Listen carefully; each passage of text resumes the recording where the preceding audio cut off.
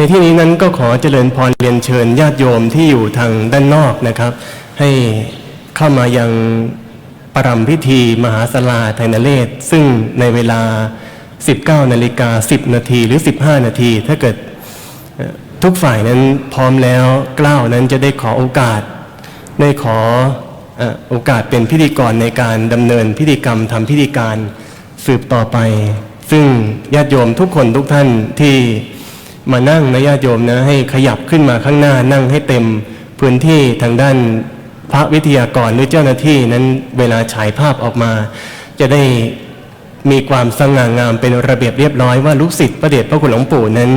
มีความสมัครสมานรักใคร่กลมเกลียวซึ่งกันและกันมาบำเพ็ญกุศลนั้นไม่ล่อยหลอไปเลย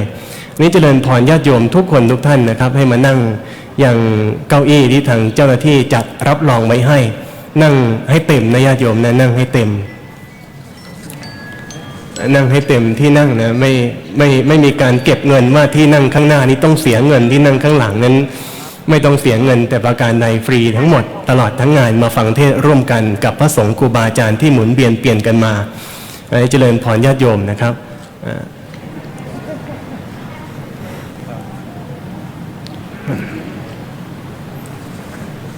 ในวันนี้นั้นมีเจ้าภาพผู้แสดงเจตนารมณ์ในการบำเพ็ญกุศลเพื่ออุทิศถวายแด่พระเดชพระคุณหลวงปู่พระพรหมมงคลนั้น3คณะเจ้าภาพใหญ่ด้วยกันในคณะที่1นั้นได้แก่เจ้าภาพท่านพลเอกฉัตรชัยสารกัลยะสมาชิกวุฒิสภาไทยชุดที่12อดีตรองนายกรัฐมนตรีประธานกรรมการคณะกรรมการฝ่ายประชาสัมพันธ์งานพระพิธีบรมราชาภิเษกประธานกรรมการส่งเสริมการจัดสวัสดิการสังคมแห่งชาติประการคณะอนุกรรมการขับเคลื่อนโครงการขนาดใหญ่และโครงการสำคัญประธานกรรมการส่งเสริมและพัฒนาคุณภาพชีวิตของคนพิการแห่งชาติ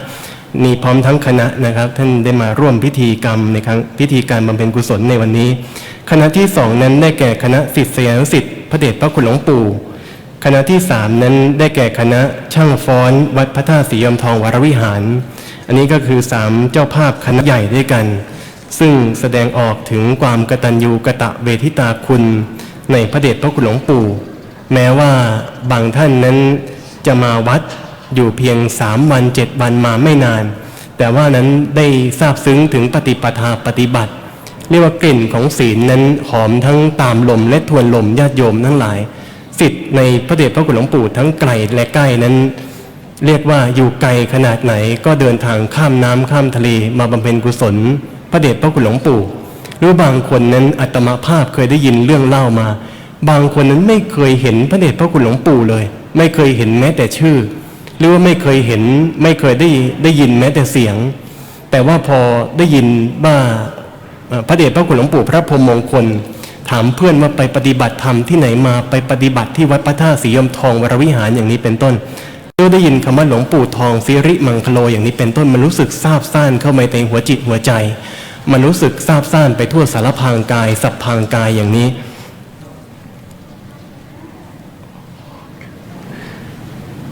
มันรู้สึกซาบซ่านไปทั่วสัพพางกายอย่างนี้แล้วก็ตามเพื่อนตามคณะขึ้นมาประพฤติปฏิบัติธรรมจนจบพื้นฐาน21 วันได้วิปัสสนากลับไปกันอย่างทั่วหน้าอันนี้ก็คือได้ยินมาเนี่ยบางคนนั้นมีวาสนามากับพระเดชพระคุณหลวงปู่มากับพระกรรมฐานเจริญพรญาติโยมทุกคนทุกท่านมานั่งให้เต็มด้านหน้านะครับอาตมาภาพนั้นขณะนี้เวลา 19:10 นาทีก็เห็นว่าความพักพร้อมของหมู่คณะทั้งคณะสงฆ์และอุบาสกอุบาสิกานั้นถึงพร้อมแล้วจะได้ขอโอกาสพระเถรานุเถระทุกรูปในการดำเนินพิธีกรรมทำพิธีการในภาคค่ำของคืนวันนี้สืบต่อไปในค่ำของคืนนี้นั้นจะได้ขอกราบอาราธนาพระเดชพระคุณท่านอาจารย์เจ้าคุณพระศรีศิลปาจารย์ในโอกาสนี้ได้ขอ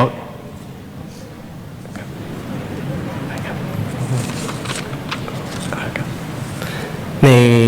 โอกาสนี้จะได้เจริญพรเรียนเชิญท่านพลเอกฉัตรชัยสาลิกัลยะสมาชิกวุฒิสภาไทยชุดที่12อดีตรองนายกรัฐมนตรี ได้จุดธูปเทียนบูชาพระรัตนตรัยที่โต๊ะหมู่บูชาขอเจริญพรเรียนเชิญ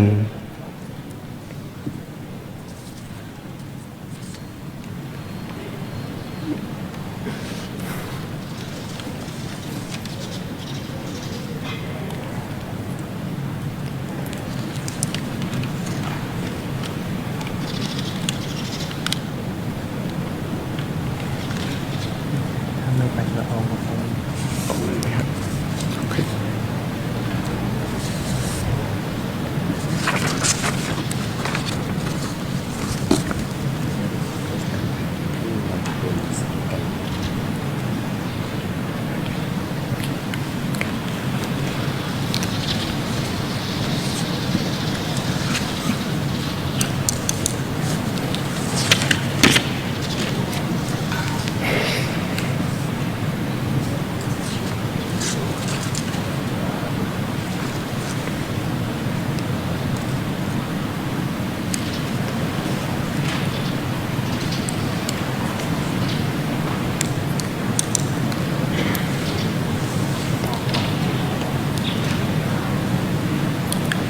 กล่าวขอกราบอาราธนา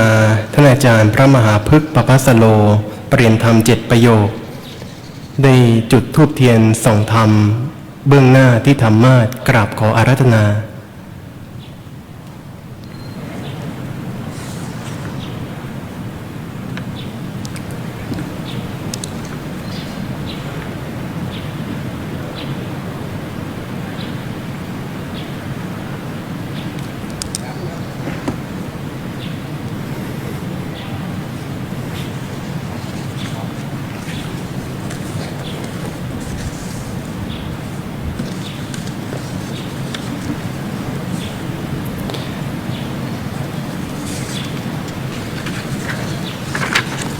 ขอเจริญพรเรียนเชิญอาจารย์วันโยธาราช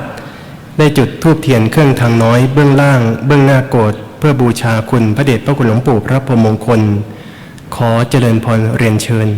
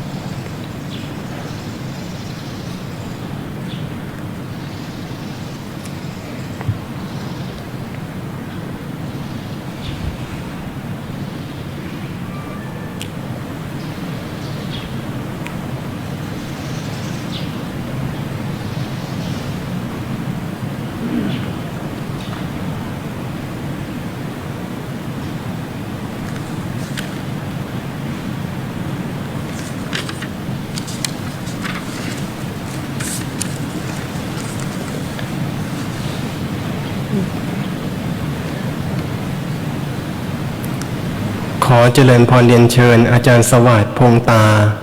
ได้ถวายพานขอสมาทานเบญจศีลแด่องค์แสดงพระธรรมเทศนาที่ธรรมาสน์เจริญพรเรียนเชิญ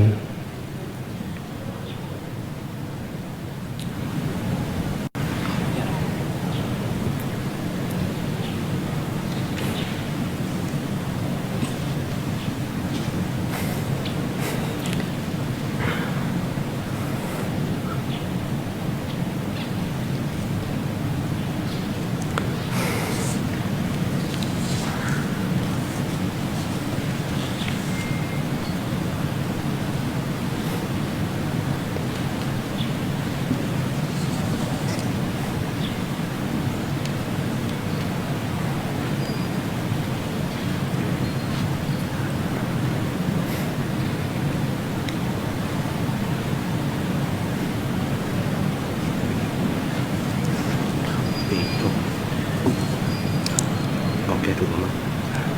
โอเค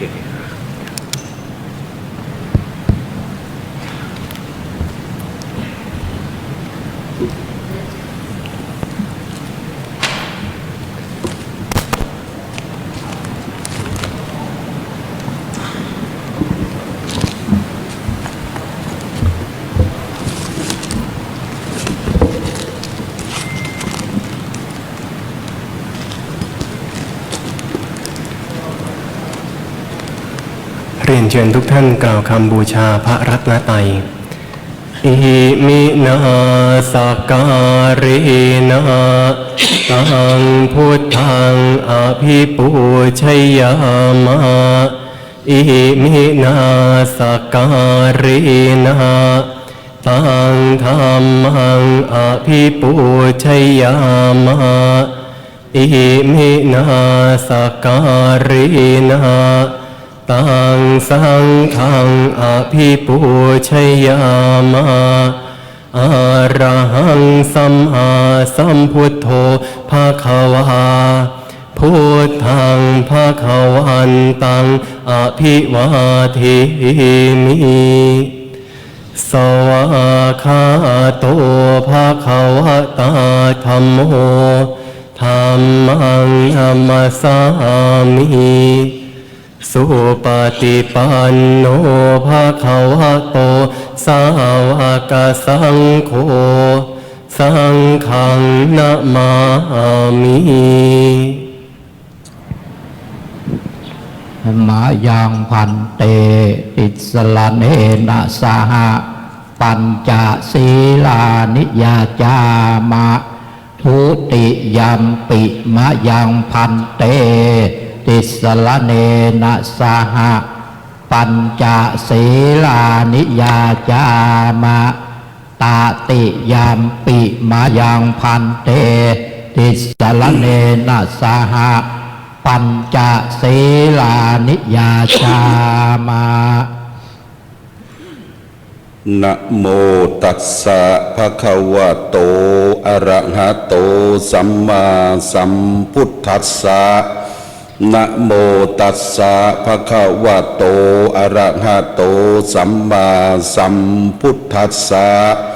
นะโมตัสสะภะคะวะโตอะระหะโตสัมมา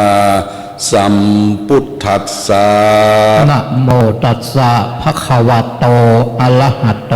สัมมาสัมพุทธัสสะนะโมตัสสะภะคะวะโตอะระหะโต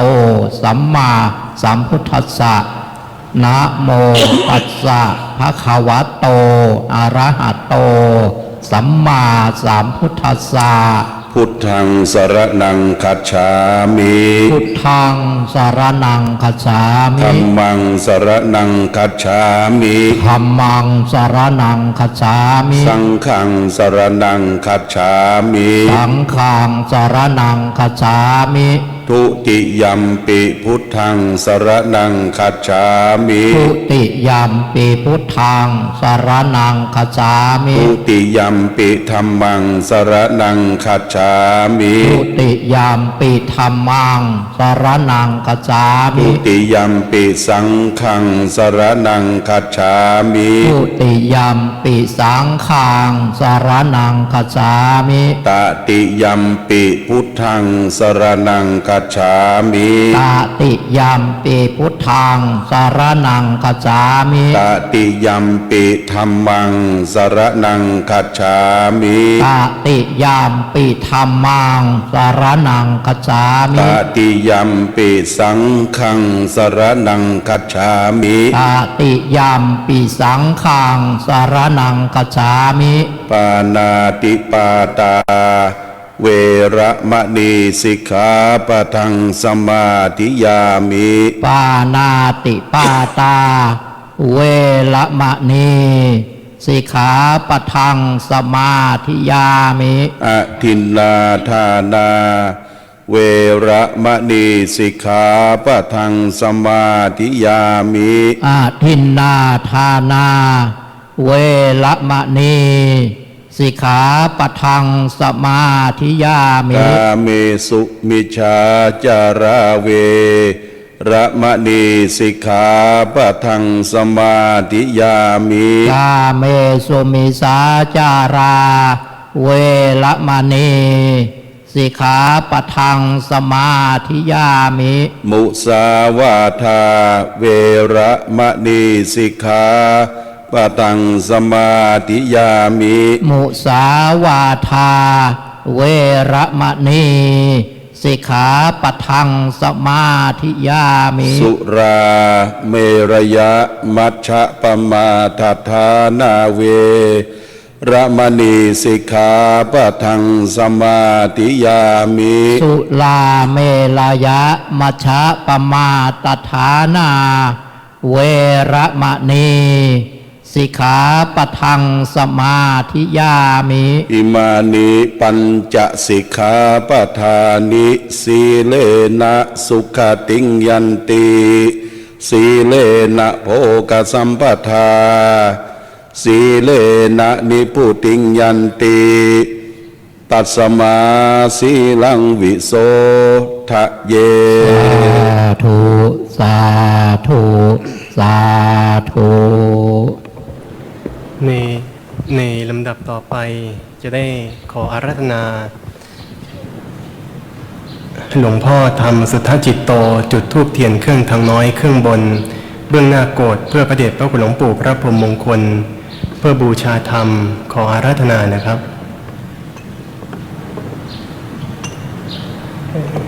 ขออาราธนาหลวงพ่อธรรมสุทธจิตโตในจุดธูปเทียนเครื่องทางน้อยเครื่องบนเบื้องหน้าโกฐเพื่อพระเดชพระคุณหลวงปู่พระพรหมมงคลขออาราธนา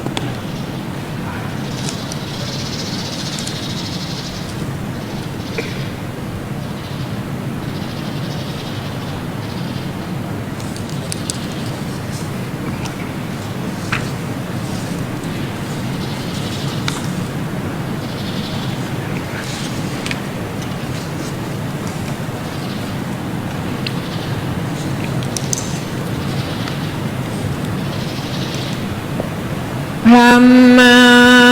จะโลกาทิปติสัมปติกาดอันชลีอันทิวารังอาญาจะถาสันติพระสัตตาปราชาคาชาติกาเทเสตุธรรมังอนุกรรมพิมั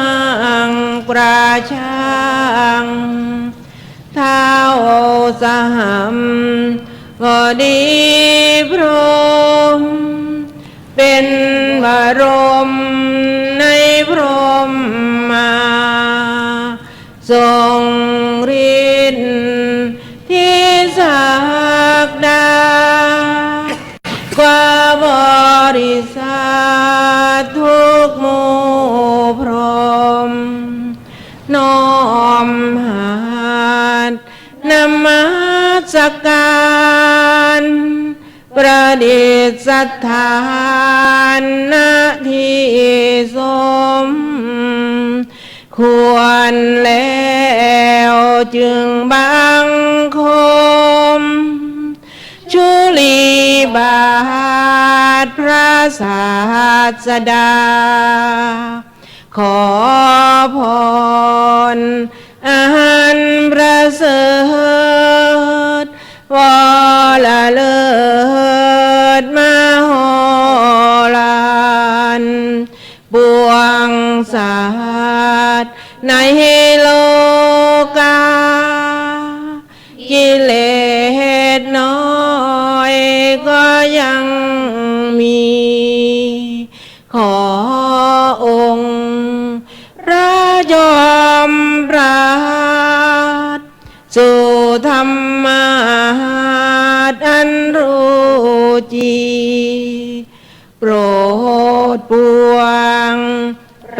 ชานี้ท่านจงโปรดแสดงธรรมนิมนต์ท่านเจ้าขาผู้ปรีชาอันเลิ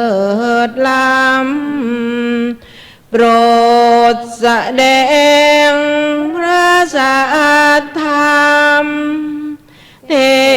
ศนาทวาทีเพื่อให้สำเร็จผลแด่ปวงชน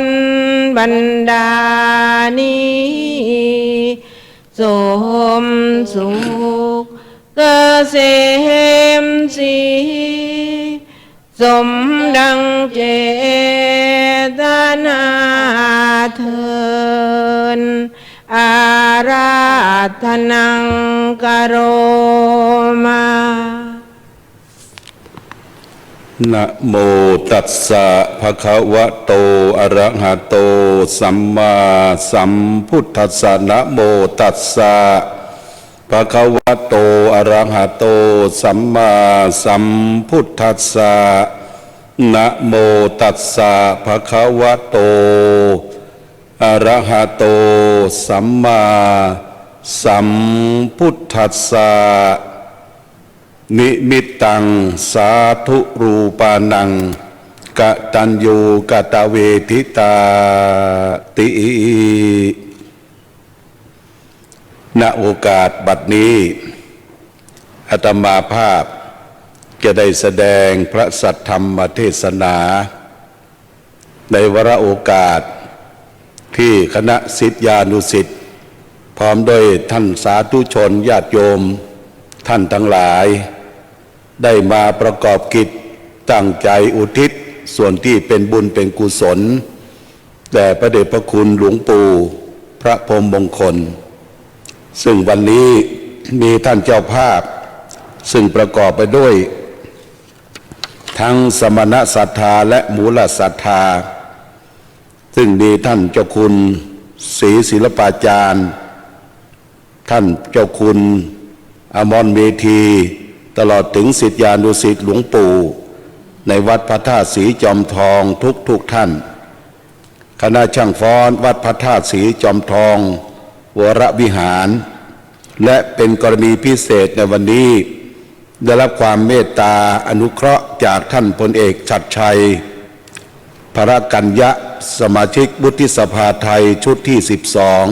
12อดีตรองนายกรัฐมนตรีประธานคณะกรรมการฝ่ายประชาสัมพันธ์งานพระราชพิธีบรมราชาภิเษกประธานคณะกรรมการส่งเสริมการจัดสวัสดิการสังคมแห่งชาติประธานคณะอนุกรรมการขับเคลื่อนโครงการขนาดใหญ่และโครงการสำคัญประธานกรรมการส่งเสริมพัฒนาคุณภาพชีวิตคนพิการแห่งชาติได้ร่วมกันเป็นเจ้าภาพเจ้าศรัทธาได้มาระลึกถึงบุพการีคือหลวงปู่ที่ได้ถึงแก่มรณภาพลงไปครบ79วันและครบ79วันในการทำบุญและครบ81วันในการจากไปของหลวงปู่นั้นท่านมีอายุไขเต็ม97ปีในวันที่21มิถุนายนที่ผ่านมาแล้วก็98ก็มาไม่กี่เดือนนี้หลวงปู่ได้ละสังขารไปทิ้งความเศร้าโศกสลดจิตใจให้แก่พระเจ้าประสงค์พระมหาเถระครูบาอาจารย์ทุกท่านตลอดถึงอุบาสกอุบาสิกาคณะโยมชีแม่ชีผู้ปฏิบัติธรรมทั้งหลายการจากไปของหลวงปู่นั้นไม่เหมือนทุกครั้งหลวงปู่ไปที่ก็รู้วันกลับมาสู่สำนักมาสู่วัดแต่การจากไปของท่าน ครั้งนี้เป็นการจากไปครั้งสุดท้ายของชีวิตเรียกว่าไปแล้วไม่กลับหลับแล้วไม่ตื่นฟื้นแล้วไม่มีแต่ทุกคนเราและท่านทั้งหลายมาในงานบำเพ็ญบุญกุศลให้แก่หลวงปู่ก็ได้คติที่ว่าเราก็หนีไม่พ้นเช่นเดียวกันคำว่าหนีไม่พ้นนั้นหนีไม่พ้นเสียซึ่งสัจธรรมความจริง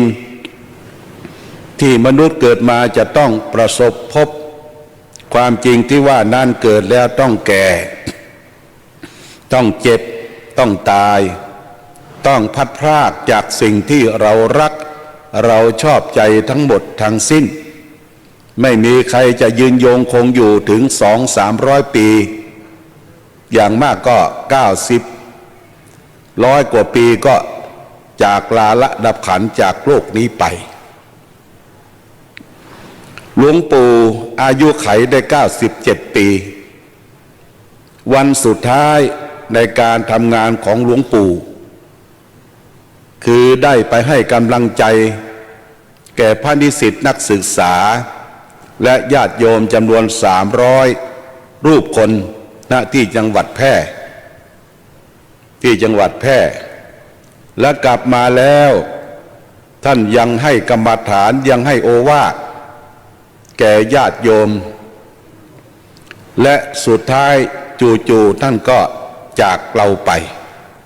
ท่านทำงานจนวินาทีสุดท้ายเหมือนกับองค์สมเด็จพระสัมมาสัมพุทธเจ้าพระพุทธเจ้าทรงอาพาธอยู่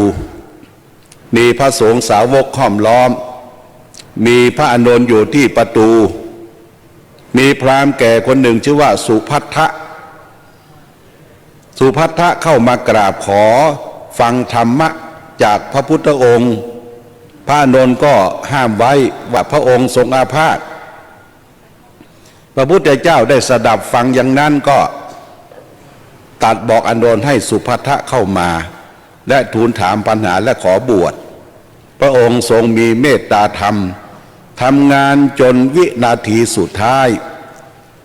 เสด็จแล้วก็เสด็จดับขันธปรินิพพาน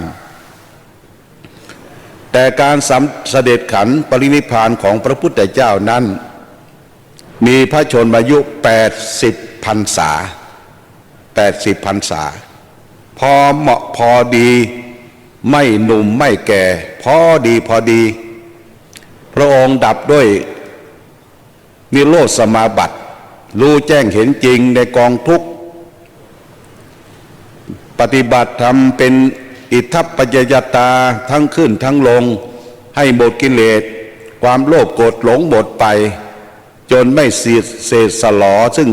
ความโลภความโกรธความหลงการดับขันธ์ของพระพุทธเจ้าดับทั้ง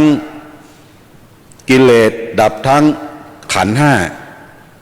ไม่เศษสลอไม่มีวัฏฏะวนที่จะกลับมาสู่โลกนี้ภพนี้เพราะฉะนั้นอายุ80 พรรษาของพระพุทธเจ้าก็พอดีพอเหมาะ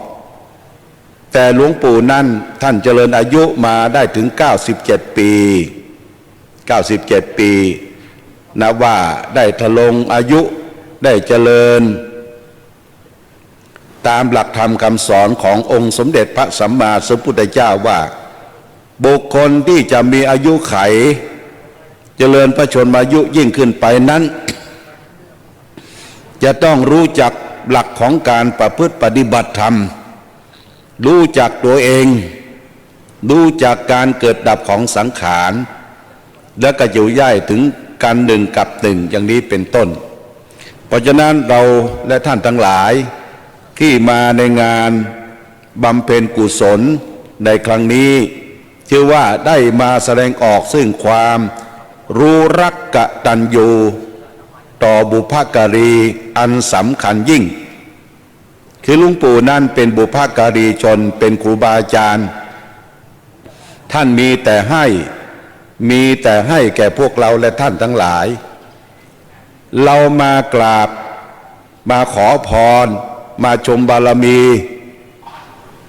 ในตัวหลวงปู่ท่านจะให้กำลังใจ ยิ้มแย้มแจ่มใสสิ่งที่เป็นปกติวิสัยหลวงปู่นั้นก็คือมีพัดใบตาลใบหนึ่งเอามาโขกหัวโขกที่หนึ่งนั้นก็ถึงหมายเมตตาโขกที่สองคือกรุณาโขกที่สามคือมุทิตาโขกที่สี่อุเบกขาหลวงปู่นั่นเป็นพระพรหมเป็นพระพรหมทั้งใจเป็นพระพรหมทั้งที่ได้รับพระราชทานจากสมเด็จพระบาทสมเด็จพระเจ้าอยู่หัวเป็นพระราชาคณะรองสมเด็จเป็นพรหมจริงๆคำว่าพรหมจริงๆนั้นท่านตั้งอยู่ในพรหมวิหารธรรมเมตตากรุณามุทิตาอุเบกขาต่อศิษยานุศิษย์ต่อที่คนมาพบเห็นมากราบไหว้สักการะบูชาขอศีลขอพรขอบารมีถึงแม้ว่าคนนั้นจะมาทุกที่ทุกแห่งทุกหนจะเป็นคนชาติไหนภาษาไหนก็ตามมาขอบารมีหลวงปู่แล้วหลวงปู่ให้มีแต่ให้มีแต่ให้คราวหนึ่งหลวงพ่อได้มาปฏิบัติธรรมแล้วก็อยู่กับหลวงปู่ได้มีแม่เฒ่าคนหนึ่งมาจากบ้านแอนว่าเมื่อก่อนเคยปฏิบัติรับใช้หลวงปู่แล้วก็นำผักบุ้งผลหมากกลากไม้เอามาถวายใส่สลอมถวายหลวงปู่หลวงปู่รับแล้วก็ยิ้มว่าบอกให้โชเฟอร์เอาสตางค์ให้เขาเอาสตางค์ให้เขาเป็นค่ารถกลับมีแต่ให้ทั้งนั้นเพราะฉะนั้นญาติโยมท่านสาธุชนไม่เสียทีที่ได้เกิดมาพบครูบาอาจารย์ที่เป็นพรหมวิหารธรรมของลูกศิษย์ลูกหาโดยเฉพาะอย่างยิ่ง ลูกศิษย์ที่ใกล้ชิดที่สุดก็คือท่านเจ้าคุณศิลปาจารย์หรือท่านตุ้ลุงประมวลของเรา อาตมาได้สนทนาพูดคุยกับท่านว่าหลวงปู่นั้นท่านไม่มีวันที่จะคิ้วโกรธโทสะต่อบุคคลใดท่านมีเมตตาธรรมสูงแม้แต่ในนิมิตในฝันท่านเจ้าคุณก็ฝันว่าหลวงปู่เคยมาในความฝันแล้วก็มาจับแขนดูไปทั่ววัดวาอารามแล้วก็ชมไปสิ่งใดที่สร้างเสร็จก็ว่าสวยดีงามดีส่งใดที่ทำไม่เสร็จก็บอกว่าลูกต้องทำต่อไปทำให้มันเสร็จตามความตั้งใจเอาไว้ไม่ต้องกลัวว่าวัดเราเนี่ยมีเทวดาทีมีเทพดีมีคนดีทุกสิ่งทุกอย่างก็จะสร้างเสร็จไปเร็วพันท่านเจ้าคุณก็บอกว่าไปถึงทางสองแพร่งไปถึงทางสองแพร่งมีทางเส้นหนึ่งไปทางขวาทางเส้นหนึ่งไปทางซ้ายหลวงปู่ก็ไม่จับแขนท่านเจ้าคุณบอกว่าบายบายหลวงปู่จะไปเส้นนี้ท่านเจ้าคุณก็บอกว่าจะไปด้วยหลวงปู่แล้วก็เข้าไปกอดก็มีแต่ความว่างเปล่าๆไม่มีอะไรว่าเธออย่าเพิ่งไปเลยลูกอย่าเพิ่งไปเพราะว่าภาระหน้าที่ที่จะมีอยู่นั้นยังมีอีกมากทั้งภายในวัดทั้งนอกวัดที่หลวงปู่ได้รับปากรับคำได้ช่วยกันจัดทำส่งเสริมพระพุทธศาสนายังมีอีกมากอย่าไปเลยอย่าไปกับหลวงปู่ไปก่อนแต่ไม่ให้ท่านเจ้าคุณไปอันนี้เป็นอาทินะญาติโยมเนี่ยเป็นนิมิตที่มาบอกกล่าวตักเตือนให้ลูกศิษย์ลูกหาลูกหลานญาติโยมว่าขอให้พวกเรานั้นมีกำลังใจต่อสู้ว่าหลวงปู่ยังอยู่ใกล้ชิดกับพวกเรายังอยู่กับพวกเราท่านก็ยังมองพวกเราอยู่เพราะฉะนั้นน้ำจิตน้ำใจจิตวิญญาณของหลวงปู่นั้น ยังมีความผูกพันรักอะไรต่อศิษยานุศิษย์และญาติโยมสาธุชนทั้งโยมชีทั้งฆราวาสญาติโยมบาสิกาทุกท่านทุกคน เพราะฉะนั้นการจากไปของหลวงปู่นั้นเป็นการจากไปตามคตวิสัยของกฎของโลกว่าโลกเนี่ยเราเกิดมาต้องเป็นไปตามกฎของธรรมดาเกิดขึ้นในเบื้องต้นแปรปรวนในท่ามกลางและก็ดับสลายไปในที่สุดเป็นอนิจจังทุกขังอนัตตาวันที่พระบรมศาสดาของเราจะเสด็จดับขันธ์พระปรินิพพานนั้นพระสงฆ์สาวกทั้งหลายนั่งห้อมล้อมพระองค์ก็ตรัสเป็นภาษาบาลีว่าหันทธานิภิกขเวอมันตะยามิโวดูก่อนท่านทั้งหลายบัดนี้เราขอเตือนท่านทั้งหลายว่าวายธรรมาสังขาราสังขารทั้งหลายนี้มันมีความเสื่อมความสิ้นไปเป็นธรรมดาอปมาเทนะสัมปาเทถะท่านทั้งหลายจงยังความไม่ประมาทให้ถึงพร้อมเถิดนี่เป็นคำตัดครั้งสุดท้ายขององค์สมเด็จพระสัมมาสัมพุทธเจ้าท่านบอกว่าสังขารคือร่างกายและจิตใจของเรานั้นมันมีความเสื่อมความสิ้นไปเป็นธรรมดาญาติโยมท่านสาธุชนท่านอุบาสกอุบาสิกาทั้งหลายถ้าเราไม่มีจิตใจอันเป็นสมาธิมีความตั้งมั่นมีปัญญาแล้วเรามองไม่เห็นตัวเองถ้าไม่ได้เคยประพฤติปฏิบัติธรรมก็ไม่เห็นตัวเองว่าสังขารมันเปลี่ยนแปลงเราก็จะหลงละเลงไปตามรูปตามเสียงตามกลิ่นตามรสตามโผฏฐัพพะเรียกว่าติดอยู่ในกามคุณทั้งห้าเป็นการมืดบอดอยู่ตลอดเวลาแต่ถ้าเราได้มาประพฤติปฏิบัตินะประพฤติปฏิบัติสมถกรรมฐานวิปัสสนากรรมฐานก็จะรู้แจ้งเห็นจริงว่าโอ้สังขารของเราเนี่ยมันเปลี่ยนแปลงเช่นผมเคยดำก็กลับขาวตาที่มันเคยยาวก็กลับสั้นฟันที่มั่นก็กลับคอนหนังเคยตึงก็หย่อนยานไปตามกาลและเวลาจะลุกก็โอยจะนั่งก็โอยเหมือนดอกไม้โรยไม่มีเกสรสิ่งทั้งหลายทั้งปวงน่ะไม่มีใครหยิบยื่นปันให้แก่เรามันเป็นธรรมะมันเป็นธรรมชาติมนุษยชาติเกิดมาโลกนี้จะต้องประสบพบปะอย่างนี้เกิดแล้วแก่แล้วเจ็บแล้วตายต้องพัดพรากจากสิ่งที่เรารักเราชอบใจทั้งหมดทั้งสิ้นหลวงปู่ท่านได้บวชอยู่ในร่มผ้ากาสาวพัสไม่ได้ปฏิบัติที่ประมาทในคุณของพระศรีรัตนตรัยพระพุทธพระธรรมพระสงฆ์ท่านเจริญสติปัฏฐานสี่มาตั้งแต่หนุ่มถึงวัยชราโดยได้รับคำสอนของพระบรมศาสดาว่าอัปมาเทนะสัมปเทถะ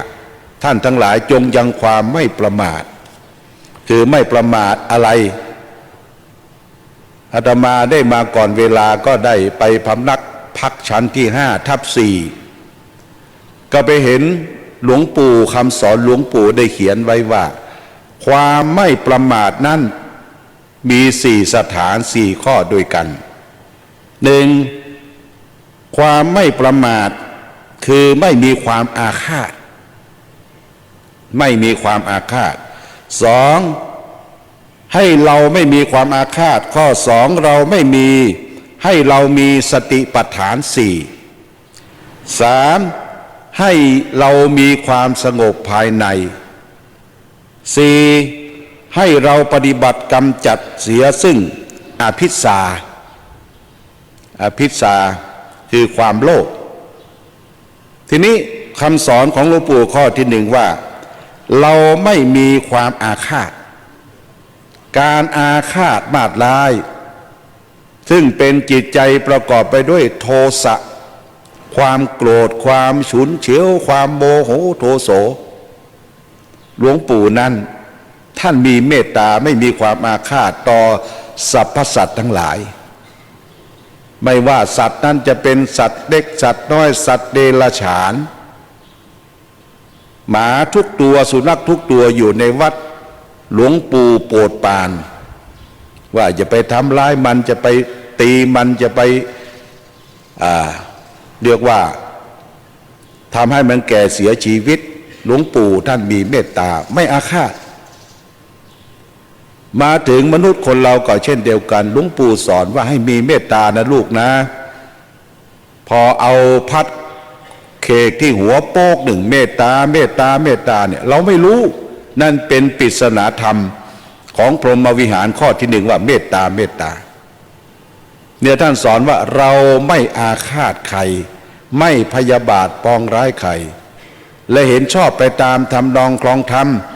ตั้งใจทำดีย่อมได้ดีตั้งใจทำชั่วย่อมได้ชั่วเนี่ยมนุษยชาติเราทุกคนที่อยู่ในโลกเนี่ย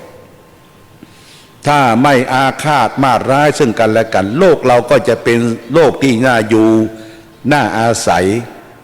น่าอภิรมย์ชมชอบเพราะนั้นเป็นคติวิสัยของนักปราชญ์ท่านผู้รู้ว่าเราจะไม่อาฆาตใครจะไม่ทำร้ายใครศีลข้อที่หนึ่งจะต้องรักษาเป็นอาจินเป็นประจำคือปานาติปาตาเวรมณีพึงเว้นจากการฆ่าสัตว์ตัดชีวิตอาฆาตบาดร้ายซึ่งกันและกันนี่เป็นคำสอนความไม่ประมาทข้อที่หนึ่งคำสอนความไม่ประมาทข้อที่สองนะเรามีสติปัฏฐานสี่นี่เป็นหัวใจของนักประพฤติปฏิบัติธรรมวิปัสสนากรรมฐานสติปัฏฐานสี่ให้มีสติรู้อะไรรู้อยู่ตลอดเวลารู้ตัวทั่วพร้อมเวลาเดินเวลานั่ง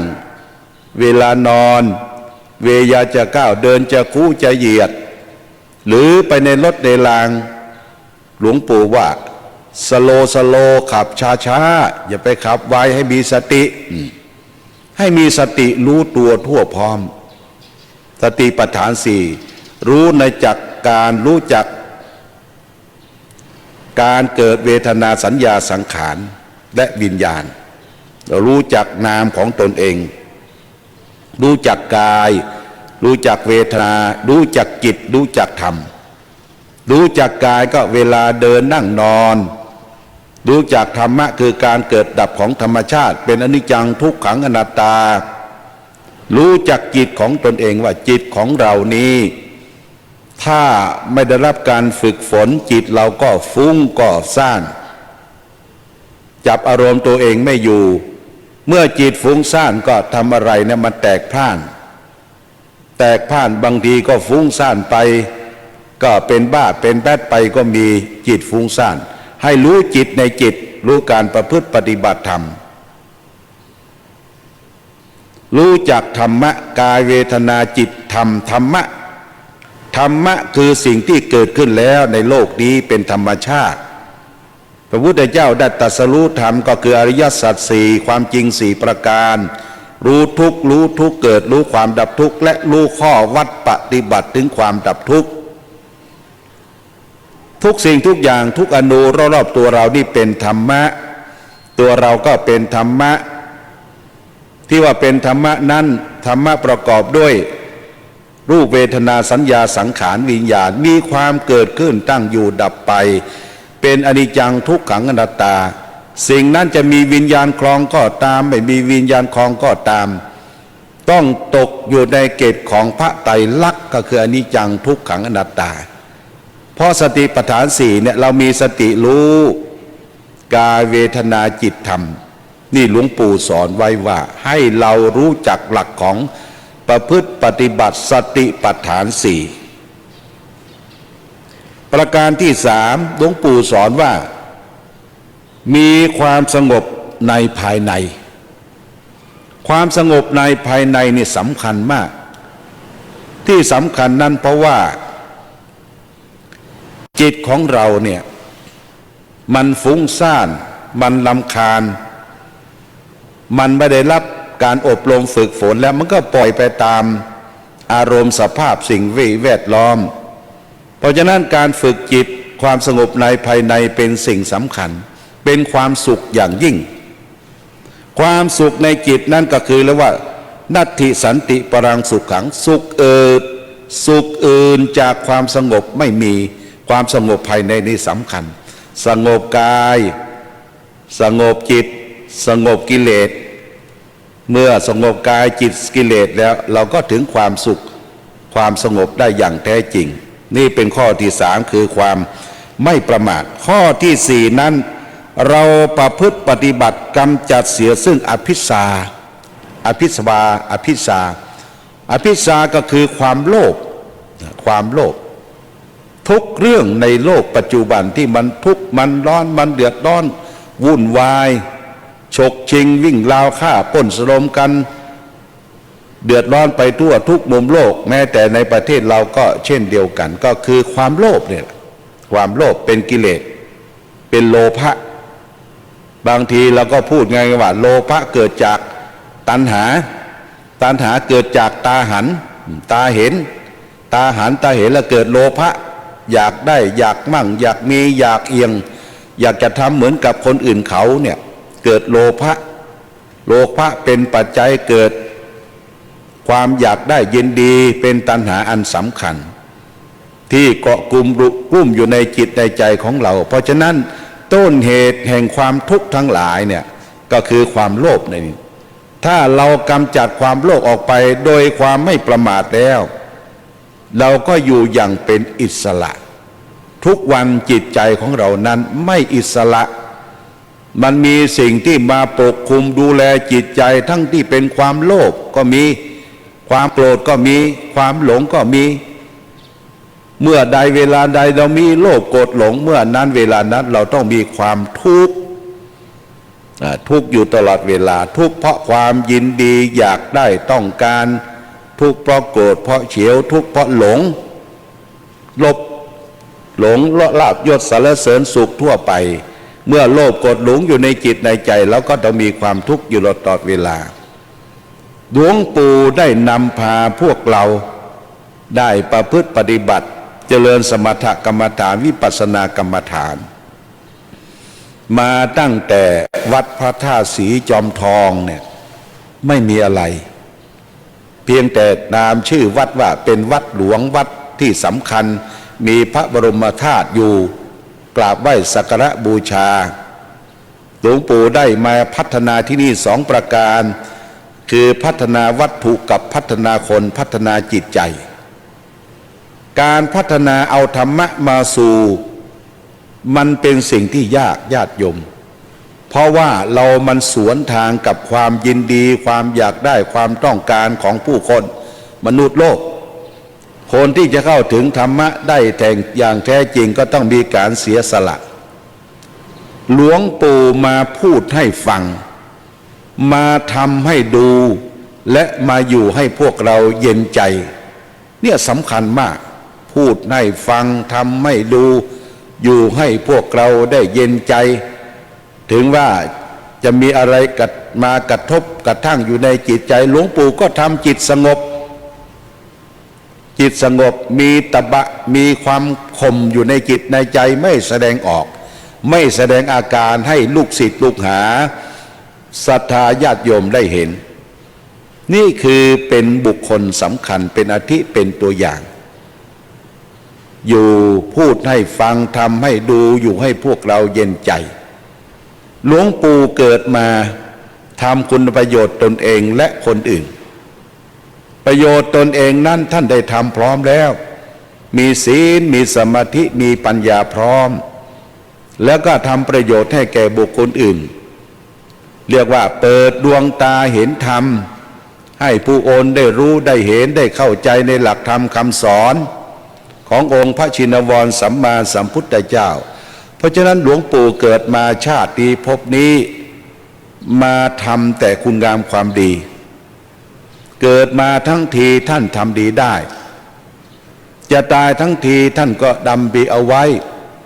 ทำดีให้ไหว้ลูกศิษย์ลูกหาทำดีให้กับศรัทธาญาติโยม ท่านสาธุชนทั้งหลายให้กับประเทศชาติบ้านเมืองท่านจากไปก็ด้วยความดีท่านก็อยู่ด้วยความดีมีบทกลอนบทหนึ่งท่านได้กล่าวไว้ว่ามาให้ดีมีธรรมประจำจิตดีจะติดต่อตั้งเมื่อยังอยู่ไปให้ดีมีธรรมก็ค้ำชูดีจะอยู่แบ่งภาคเมื่อจากกันอยู่ที่ไหนอยู่ได้ให้เขารักดีประจักษ์ดีช่วยอำนวยผลกินอะไรให้รู้กินสิ้นกังวลดีเป็นผลโดนสนองต้องใจเอ่ยมาดีอยู่แต่พอดีกินแต่พอดีฉันแต่พอดีและจากโลกนี้ไปด้วยความดีเนี่ยญาติโยมท่านสาธุชนท่านทั้งหลายหลวงปู่เวลาฉันภัตตาหารอาตมาได้มีโอกาสได้มาฉันกับหลวงปู่เพราะว่ามากราบหลวงปู่แล้วมาจวนเพลที่กุฏิหลวงปู่บอกว่าหลวงปู่เข้ามานี่มาฉันด้วยกันเราก็ไม่กล้ากลัวเกรงใจหลวงปู่ฉันน้อยๆไม่ฉันมากแล้วก็แนะนำว่าอันนี้แกงผักนั่นแพกนี่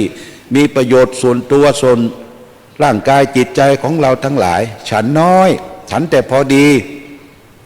และสิ่งที่ขาดไม่ได้ก็คือกล้วยไต้กล้วยน้ำว้าวันนั้นมี2 ลูกหลวงปู่ว่าน้ำกล้วยน้ำว้าเนี่ยเรามีชีวิตเกิดได้เป็นคนเพราะแม่นะหม่ำกล้วยน้ำว้าให้พวกเราได้กินเมื่อเล็กๆเมื่อยังรู้ได้เดียงสาเติบใหญ่ขึ้นมาจะไปลืมกล้วยน้ำว้ากล้วยไต้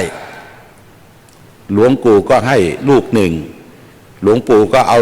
ช้อนส้อมเนี่ยตัดเป็น3 ชิ้นแล้วก็เอาจิ้มกับน้ำผึ้งป่าแล้วก็ฉันอย่างงั้นก็แนะนำไว้ฉันอย่างนี้นะลูกนะแล้วก็หยิบกล้วยใบนั้นให้เราไม่ฉันมากฉันแบบพระพุทธเจ้าสอนอยู่แต่พอดีฉันแต่พอดีโภชเนมัตตัญญูตารู้จักประมาณในการกินการฉันไม่ฉันมากไม่ฉันน้อยแล้วก็พยายามสาคริยานุโยคให้ประกอบความเพียรเพื่อจะชำระจิตใจของตนเองให้หมดจดนะเนี่ยหลวงปู่ท่านได้ประพฤติปฏิบัติธรรมระวังอินทรีย์เป็นอย่างมากอินทรีย์ความเป็นใหญ่ในร่างกายของหลวงปู่เนี่ยท่านระวังตาหูจมูกลิ้นกายใจเนี่ยระวังเวลาตาเห็นรูปหูฟังเสียงจมูกดมกลิ่นลิ้นเลิ้มรสกายสัมผัสสิ่งที่แข็งนุ่มนวลใจสัมผัสกับอารมณ์หลวงปู่ระวังก็คือ3 รวมในการเห็นการดูการสัมผัสการลิ้มรสอาหารต่างๆฉันแต่พอน้อยพอดีนี่คือลักษณะที่หลวงปู่ได้ประพฤติปฏิบัติเป็นลักษณะไม่ผิด3 ประการคืออินทรีย์สังวรสำรวมอินทรีย์6คือตาหูจมูกลิ้นกายใจโภชเนมัตตัญญูตารู้จักประมาณในการกินการใช้ชาคริยานุโยคประกอบความเพียรเพื่อจะชำระจิตใจของตนเองให้หมดจดไม่เห็นแก่กินแก่นอนมากนัก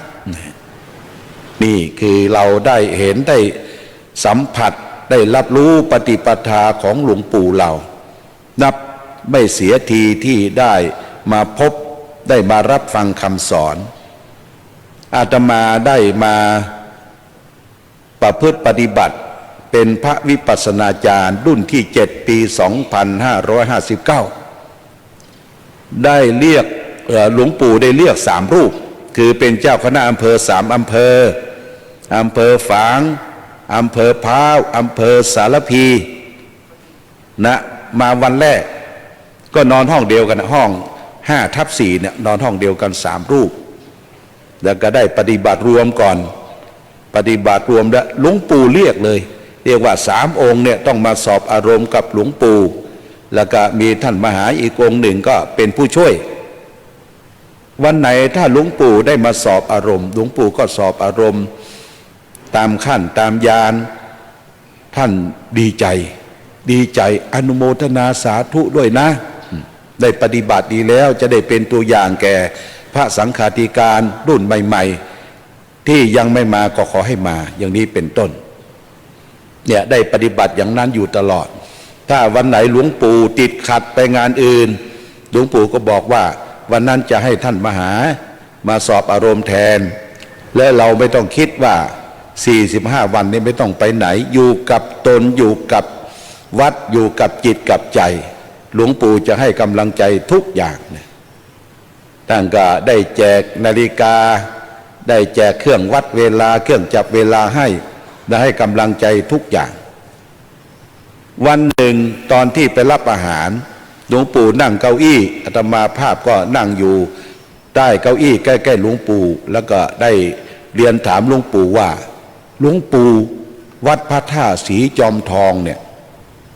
คนทำไมมาเยอะแยะมากมายหลวงปู่ตอบชัดว่าเขามาด้วยญาณท่านเขามาด้วยญาณญาณคืออะไรญาณคือการอย่างรู้ว่าที่เนี่ยมีของดีส่วนหนึ่งก็พระบรมพุทธาตุของพระสัมมาสัมพุทธเจ้าส่วนดีส่วนที่สองนั่นก็คือความดีธรรมะที่หลวงปู่มีแต่ให้ซึ่งประกอบด้วยพรหมวิหารธรรมเมตตากรุณามุทิตาอุเบกขาดังกล่าวไปแล้วเขามาด้วยญาณเพราะฉะนั้นเรามาอยู่ที่วัดพระธาตุสีจอมทองหรือจะมาชั่วครั้งชั่วคราวหรือจะมาปฏิบัติต่อไปอีกเท่ากว่าชีวิตจะหาไม่ท่านมาด้วยญาณอย่างรู้ญาณอย่างรู้ที่หลวงปู่ได้บอกไว้ท่านเจ้าคุณศิลปาจารย์ท่านเป็นศิษย์ที่ใกล้ชิดอุทิศชีวิตเพื่อหลวงปู่เป็นสหชาติหลวงปู่ได้ทำทุกอย่างก็ได้แสดงออกซึ่งความรู้รักกตัญญูพระเดชพระคุณหลายรูปที่เป็นพระราชาคณะพระสงฆ์หลายรูปที่ได้จบปริญญาธรรม9 ประโยค7 ประโยคปริญญาธรรมมีสำนักเรียนเป็นอันดับหนึ่งของจังหวัดเชียงใหม่และญาติโยมผู้ที่ได้มาประพฤติปฏิบัติธรรมสำฤทธิ์ผลมีความตั้งใจประพฤติปฏิบัติธรรมสำฤทธิ์ผลก็คือมีคุณธรรมมีธรรมะหรือว่าเข้าถึงนิพพานญาติโยมจะไปลืมว่านิพพานเนี่ยเราสัมผัสได้นิพพานเป็นก็มีนิพพานที่ตายก็มีวันไหนจิตใจเราสงบเย็นวันนั้นเราถึงนิพพานวันไหนถ้าใจเร่าร้อนกระวนกระวายวันนั้นเราตกนรกวันไหนถ้าใจเราดีวันนั้นขึ้นสวรรค์ญาติโยมได้นิพพานจากหลวงปู่ได้มาอยู่ใกล้ชิดหลวงปู่มันเย็นนิพพานแปลว่าความดับสงบเย็นมันเย็นได้มาสนทนาได้มากราบมาไหว้ได้ใส่บาตรมันเย็นเนี่ยญาติโยมนะญาติโยมสุขใจเย็นใจไปนิพพานร้อนใจไปตกหม้อนรกดีใจขึ้นสวรรค์เพราะฉะนั้นท่านจึงบอกไว้ว่าสวรรค์อยู่ในอกนรกอยู่ในใจนิพพานไม่ใกล้ไม่ไกลก็อยู่ที่ใจเราเองนะวันนั้นจะขึ้นนรกจะขึ้นสวรรค์จะไปนิพพานก็อยู่ที่ใจเราเนี่ยแหละใจเราเนี่ยเป็นประธานทุกสิ่งทุกอย่างเพราะฉะนั้นหลวงปู่ได้นำพาให้เราไปสู่นิพพานได้นิพพานเป็นน่ะวันไหนใจสงบเย็นวันนั้นก็เข้าถึงนิพพานอาตมาก็ได้มาปฏิบัติเป็นพระวิปัสสนาจารย์ร่วมกับหลวงปู่รุ่นที่7ปี2559และวันที่10นี่ก็นัดกันมาตอนบ่ายซึ่งอาตมาเป็นประธานรุ่นก็ได้ส่งยานไปญาติโยมส่งยานที่ว่าเนี่ยก็ส่งไลน์ไปบอกคนนั้นไปบอกคนนี้ว่าวันที่10 มีนาคมให้มาร่วมถวายผ้าไตรหลวงปู่เอามาคนละชุดทอดผ้าไตรทอดบาตรสกุลแล้วก็ร่วมทำกันทำบุญทำกุศลนี่บอกไปทั่ว17 จังหวัดภาคเหนือในญาติโยมหลายที่ที่จะมาร่วมกันลานปฏิบัติธรรมนั้นครั้งแรกมาอยู่รวมกันก็ปฏิบัติรวมและสุดท้ายเมื่ออธิษฐานจิตนะญาติโยมได้อธิษฐานจิตสิ่งที่ไม่เคยปรากฏการมาก่อนก็คืออธิษฐานจิตวันที่2ไม่รู้ว่ารับประทานอาหารหรือรับฉันอะไรลงไปเนี่ยญาติโยมโทษมันลงท้องถ่ายท้องนะอาตมาเนี่ยลงท้องถ่ายท้องถ่ายมากจนเพี้ยจนไม่มีกระจิตกระใจที่จะลุกจะอ่อนเปี้ยเพียแรงไปหมดทางกายทางใจ ไม่รู้ว่าน้ำโสโครกอะไรต่างๆนี่มันออกไปหมดวันนั้นตอนสาย10 โมงก็บอกให้เนนว่าลุงผมไม่ลงมาฉันข้างล่างนะขอให้จัดอาหารไปถวายหน่อยเพราะว่าเมื่อเดินไม่ไหวเนี่ยก็แสดงว่าการอธิษฐานจิตการประพฤติปฏิบัติธรรมนั้นก็คงจะโทษทายบูดทายขี้ทายความชั่วร้ายอะไรต่างๆจากเราไปก็มีจิตใจอันเบิกบานเมื่อรับทานอาหารเรียบร้อยแล้วก็มาเรียนหลวงปู่ว่านั่นเป็นสภาวะธรรมหลวงปู่ว่าเป็นสภาวะไม่ต้องตกใจลูกให้ประพฤติปฏิบัติต่อไปก็รับปากหลวงปู่ว่าจะตั้งอกตั้งใจประพฤติปฏิบัติเป็นศิษย์ที่ดีเป็นสานุศิษย์ที่ดีแล้วก็หลวงปู่เคยไปเยี่ยมที่สร้างพระเจ้าใหญ่ไว้เมืองฝางหลวงปู่ก็เอาสตางค์ไปช่วย200,000 บาทไปเสี่ยมสำนักปฏิบัติธรรมที่วัดพระบาทอุดมน้ำบ่อสาวาเป็นสำนักปฏิบัติธรรมแหล่งที่21ของจังหวัดเชียงใหม่หลวงปู่ก็ไปเยี่ยมให้กำลังใจว่าให้ลูกทำต่อไปเถอะเพื่อพระพุทธศาสนาก็รับปากรับคำว่าจะเป็นศิษยานุศิษย์ที่ดีของหลวงปู่ดังที่เราได้ยกภาษาบาลีไว้เบื้องต้นว่านิมิตตังสาธุรูปานังกตัญญูกตเวทิตาความกตัญญูกตเวทิตาเนี่ยเป็นนิมิตเป็นเครื่องหมายของคนดีศิษยานุศิษย์ทุกคนไม่ว่าสมณะนักบวชพระภิกษุสงฆ์สมณเณรญาติโยมอุบาสกอุบาสิกาคนกวาดทรายดายหญ้าทำกิจกรรมทุกอย่างแสดงออกซึ่งความรู้รักกตัญญูเป็นคนดีคนดีในทางคติในทางพระพุทธศาสนาคนดีอยู่ที่ไหนตกน้ำก็ไม่ไหลตกไฟก็ไม่ไหม้ไปที่ไหนก็มีคนรักคนชมคนนิยมชมชอบคนนับหน้าถือตาเทวดารักษาคนดีเพราะฉะนั้นจงรักษาความดีคนดีของเราไว้รู้จักรักเทิดทูนพระคุณของท่านอาตมาก็ขออนุญาตจากท่านเจ้าคุณศรีศิลปาจารย์ว่าได้ไปพบหนังสือคู่มือปฏิบัติกรรมฐานที่ในห้องและก็รูปถ่ายหลวงปู่ว่าขออนุญาตเอาไปถ่ายแล้วก็ไปแจกจ่ายให้ญาติโยมผู้ปฏิบัติแล้วก็รูปเนี่ยก็จะเอารูปไปติดในรถเราต้องมีพระพุทธรูปนะญาติโยมนะจะเล็กจะใหญ่หรือรูปครูบาอาจารย์ที่เรานับถือขึ้นรถขึ้นลาให้มีสติยกมือสากราบสักการะบูชาก่อนลูกจะไม่ประมาทแล้วก็เหลียวขวาไปทางโซเฟอร์อย่าได้ประมาทนะยกมือสากราบพระพุทธรูปกราบครูบาอาจารย์ก่อนออกรถนะอันนี้คือเราไม่ประมาทเป็นสังฆนิมิตเป็นนิมิตสังขานุสติระลึกถึงบุญคุณของพระสังฆเจ้าครูบาอาจารย์พุทธานุสติระลึกถึงพระพุทธเจ้าที่มีของดีติดรถมีพระพุทธรูปมีรูปของครูบาอาจารย์เนี่ยที่หิ้งที่บนหัวที่กราบไหว้สักการะบูชาให้มีรูปหลวงปู่รูปเคารพนี่แสดงว่าเป็นศิษย์ที่ดีศิษย์ที่ดีจะนำมาความสุขความเจริญดังภาษาบาลีที่อาตมาภาพได้ยกเป็นนิเขปบทเบื้องต้นได้กล่าวไปแล้ววันนี้อาตมาภาพได้รับนิมนต์จากท่านพระครูประหลัดสุวัฒน์ธนมงคลสิทธิคุณท่านเลขาท่านก็ได้จัดนิมนต์ว่าวันนี้ท่านหลวงพ่อว่างขอนิมนต์ว่างวันไหนพอดีว่าว่างวันที่2เนี่ยได้มางานทำบุญปล่อยหลวงที่วัดชัยสถานตำบลขัวตำบลอุโมงค์จังหวัดลำพูนก็พักอยู่แล้วก็ตอนเย็นก็กลับมาที่นี่ก็พักผ่อนประมาณสักชั่วโมงก็ลงมาเพราะฉะนั้นจึงขออนุโมทนากับท่านเจ้าภาพซึ่งวันนี้ได้รับเกียรติจากท่านพลเอกชัดชัยสารกัญญะสมาชิกวุฒิสภาไทยชุดที่12อดีตรองนายกรัฐมนตรีประธานกรรมการคณะกรรมการฝ่ายประชาสัมพันธ์งานพระราชพิธีบรมราชาภิเษกประธานคณะกรรมการส่งเสริมจัดสวัสดิการสังคมแห่งชาติประธานคณะกรรมการอนุกรรมการขับเคลื่อนโครงการขนาดใหญ่และโครงการสำคัญประธานกรรมการส่งเสริมพัฒนาคุณภาพชีวิตคนพิการขออนุโมทนาท่านในพลด้วย ที่เขาใช้ท่านในพลมากๆเลยท่านมีความดีนะท่านมีความสามารถท่านเป็นผู้นำได้ก็ของอนุโมทนา และขออนุโมทนากับคณะศิษยานุศิษย์มีท่านทั้งสมณศรัทธาและบุรศรัทธา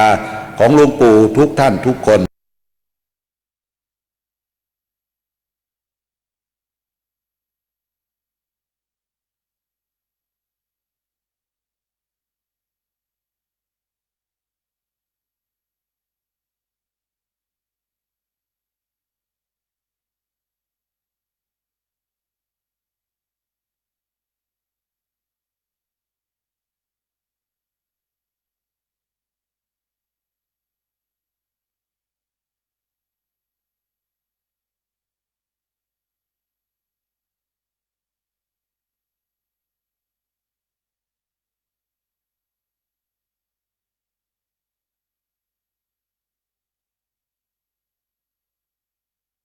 ดีสามบอก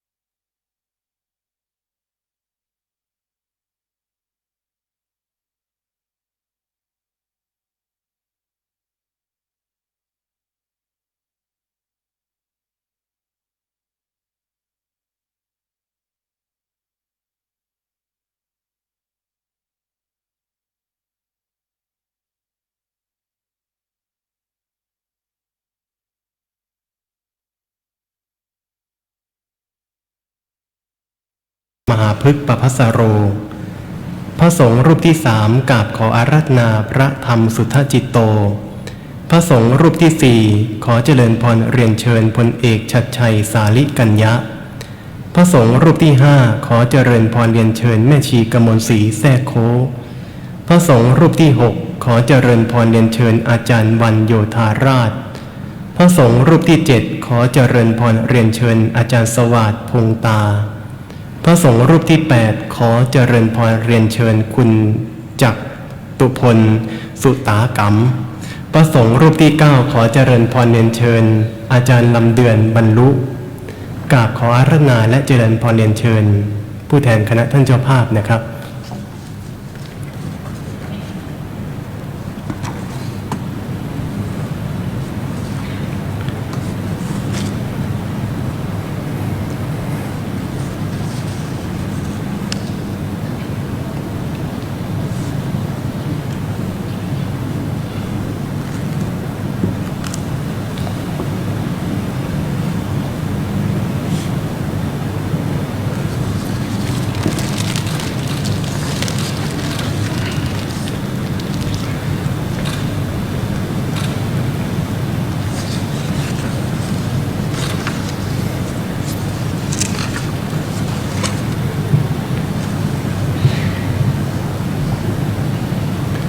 เมื่อทอดพระไตรบังสกุลเสร็จแล้วเจริญพรเรียนเชิญได้กลับอย่างที่นั่งรับรองเดิมนะครับ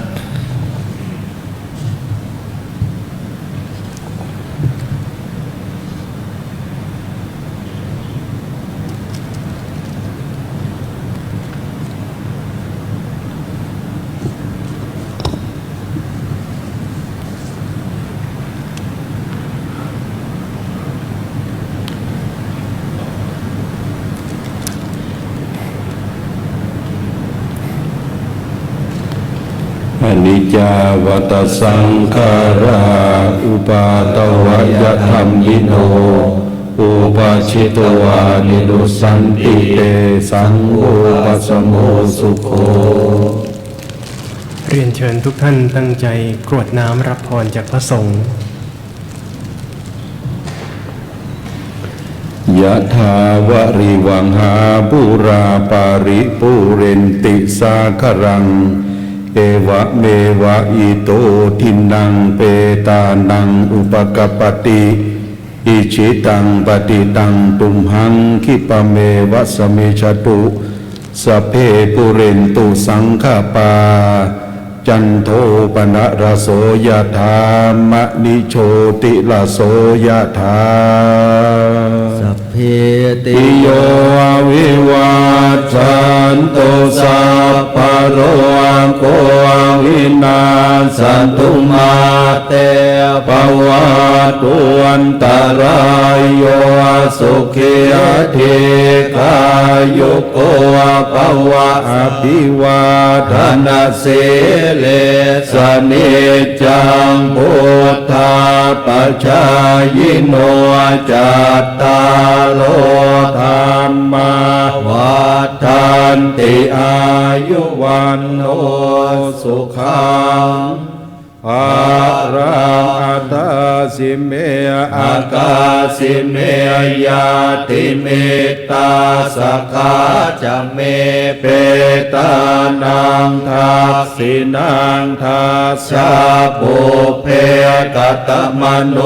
สลังนะหิรุณนังวาโสโกวัญญาปริเทวนานาทังเปตานามัตถายะเอวังติทันติยาตโยอายัญจะโค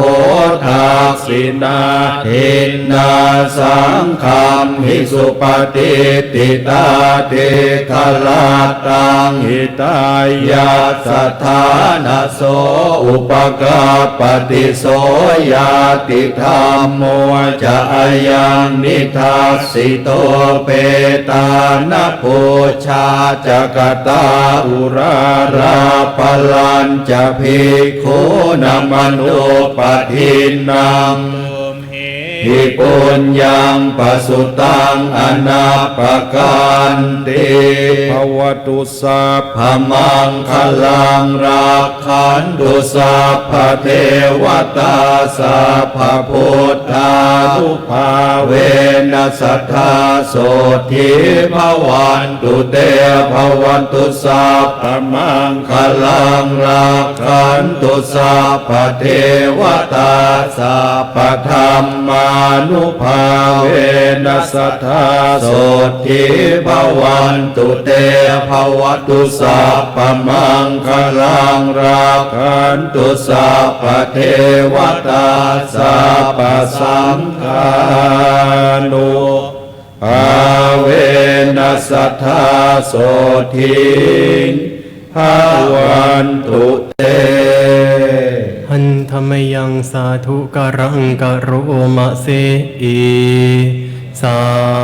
ธุสาธุสาธุเรียนเชิญคณะท่านเจ้าภาพและสาธุชนทุกคนทุกท่านได้เจริญจิตตภาวนาเพื่อการบำเพ็ญกุศลนั้นถึงด้วยบุญกิริยาวัตถุ3กล่าวคือทานเราได้ทำแล้วศีลเราได้รับแล้วและค้านแต่ภาวนาเรานั้นได้หายใจเข้าสำรวมจิตท้องพองขึ้นบริกรรมว่าพองหนอท้องยุบลงบริกรรมว่ายุบหนอเป็นระยะเวลา97วินาทีตามแบบที่พระเดชพระคุณหลวงปู่นั้นได้สอนสั่งเอาไว้นะครับ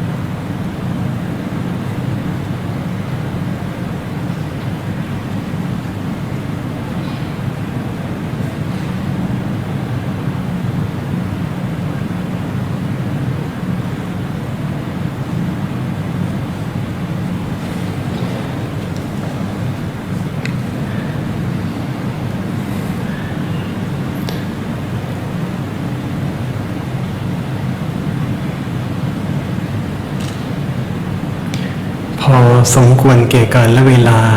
เรียนเชิญทุกท่านได้กล่าวคำกรวดน้ำแผ่เมตตาแบบพื้นเมืองล้านนาไทยอิทังทานากรรมังนิพพานาปัจจัยโยโหตุโนนิจจังอิตังศีลกรรมังนิพพานาปัจจัยโยโหตุโนนิจจังอิตังภาวนากรรมังนิพพานาปัจจัยโยโหตุโนนิจจังยังกินจิสาลังกาตาพังกัมมังสัพเพหิกาเตหิกาตังปุญญังโนอนุโมทันตุสุนันตุพนโตยิทิวาอาสามิงทานิอาทิคาตาทิคายุกาสัทธาหนตุสัพพาสัตตานังสุขีอัตตานังปาริหารันตุมาตาปิตาสุขีตาหนตุทุกขปามุจจันตุสัพเพยาติกาสุขีตาหนตุทุกขปามุจจันตุสัพเพอายาติกาสุขีตาหนตุทุกขปามุจ จันโตสัพเพปิสาสัพเพ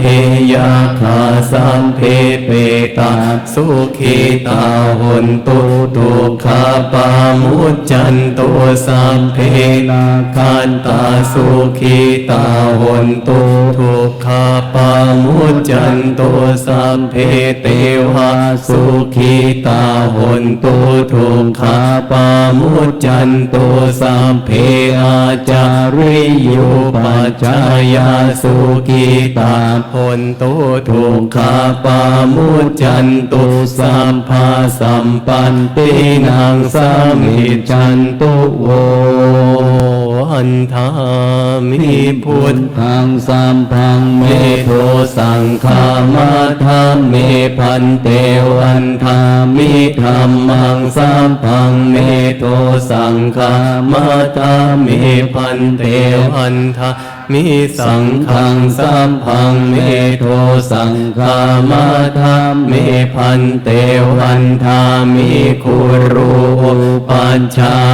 จาริเยสัพพังเมโทสังฆามาธาเมพันเตวันธามิกัมมันทานังสัมพังเมโทสังฆามาธาเมพันเตวันธามิอาราเมปัทธาสีมายังสัมปังเมโทสังฆามาธาเมปันเต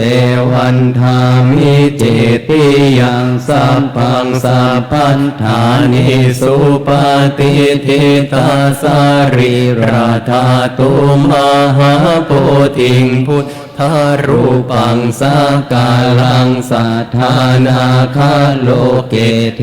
วาโลเกพระมะโลเกชัมพูทิเปลังกาทิเปสาริราธาตุโยเกสัทธาตุโยอะระหันตาธาตุโยเจติยังคันธาปุติงจาตุราสีติสหเส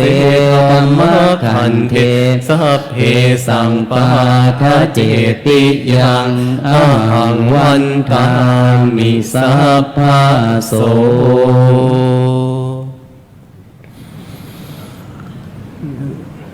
ในกล่าวคำนมัสการบูชาคุณพระเดชพระคุณหลวงปู่ด้วยสิริมังคละมหาเทราพิตุติกถาบนจอนะครับสิริธาตามหาเทโรหิริโกสิริมังคโลมังคโลปายะเมทาวีมังคโลปายะเทสโกคารุธานียาปาโมโคสิสานุสิสนายโกโลกานุกรรมปิเมตตายาสติปัฏฐานธารโกสติมาปะมาโตจาตังนะมัสสามิสัพพะทาติสิริมังคละสมณวิสุทธิบงศ์โสภาสง่าองค์ทรงสิริมิวางวายสำรวมยืนเดินนั่งผู้พร้อมพรั่งด้วยละอายปัญญาขจรขจายชี้อุบายอันมงคลควรแก่ฐานะครูนำสิทธิรู้ทุกหมู่ชนชาวโลกต่างได้ยนต์สงเคราะห์ชนด้วยเมตตาผู้ทรงสติปัฏฐานตลอดกาลทุกเวลา ทรงนามสติมาไม่ประมาทองค์อาจงามข้าขอนมัสการประดิษฐานในทุกยามเถระผู้ทรงนามว่าสิริมังคะโล วันทาน้อยที่โกศลิละพระเดชพระคุณหลวงปู่วันทามิพันเตสามพังอาปาราทังอามาทามิพันเตมยากาตังปุญญังสามินาอนุโมทิตพังสามินากาตังปุญญังไมหังทาตพังสาธุสาธุอนุโมทามิจัตตารโอธรรมาวัฏันติอายุวันโนสุขังปะลา สาธุสาธุสาธุอารัธนาพระสงฆ์และเจริญพรเรียนเชิญญาติโยมในวันทาน้อยพระเดชพระคุณหลวงพ่อพระครูสุจิตตานุรักษ์เจ้าคณะอำเภอฝางเจ้าอาวาสวัดพระบาทอุดมวันทามิพันเตสามพังอาปาราทังอามาทาเมพันเตมยากาตังปุญญังสามินาอนุโมทิตพังสามินากาตังปุญญังไมหังทาตพังสาธุสาธุอนุโมทามิ จัตตารโอธรรมาวตันติอายุวันโนสุขังพะลัง สาธุสาธุสาธุกราบลาพระพร้อมกันนะครับอะระหังสัมมาสัมพุทโธภะคะวาพุทธังภะคะวันตังอภิวาเทมิสวากขาโตภะคะวะตาธัมโมธัมมังนัมสสามิสุปฏิปันโนภะคะวะโตสาวกสังโฆสังฆังนะมามิ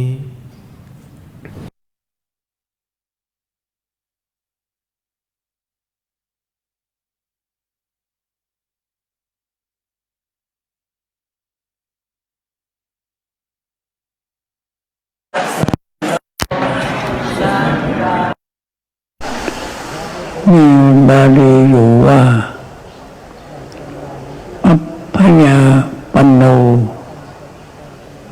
สัทธาสโตปัจฉัตตังสุสมัยโต